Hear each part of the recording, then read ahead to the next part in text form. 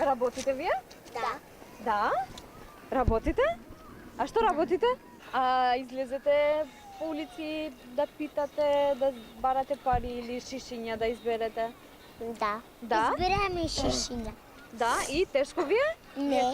Никој не ја знае точната бројка на деца кои се злоупотребуваат за работа. Организациите наведуваат бројка од неколку илјади, а институциите имаат многу помали бројки. Драги Змијанац од детската амбасада Медјаши вели дека бројката се движи од 1000 до 2000, а бројот на неевидентирани деца во матичната книга е многу повисок. Во Македонија можно и да има околу 3 до 5000 деца. Битка биеме да се дефинира точната бројка. И точната бројка, според некои податоци на Министерството за труд и социјална политика, има евидентирано околу 330 деца фантоми, кои не постојат и може би да киднапирани, да не исчезнат од мапата на Македонија без при тоа да се знае кај се движат и во кој правец се насочени. Да не говорам за трговија со деца, детски органи, детска проституција и други најлоши форми на злоупотреба на детскиот труд. Медјаши бара институциите да им овозможат новие деца да се вклучат во наставниот процес, но и да им се обезбеди дом и вработување на барем еден од родителите.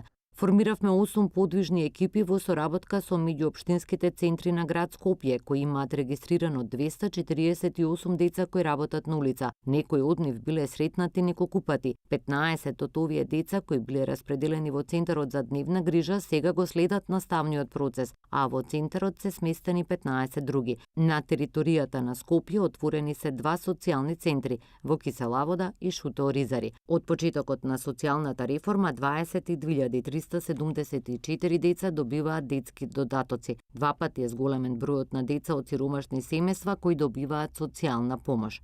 На прашањето колкав е бројот на неевидентирани деца во матичната книга, од надлежното министерство рекоа дека на повикот за регистрирање се пријавиле 700 лица, без да наведат колку од нив се деца. Од МВР вела дека на родителите кои ги злоупотребуваат своите деца за питачење ќе им се одземе родителското право и против нив ќе се покрене соодветна кривична пријава. И покрај мерките на кои се повикуваат институциите низ скопските раскрсници и натаму има десетици дета кои питачат, собираат чишиња, железо или бараат храна по контейнери.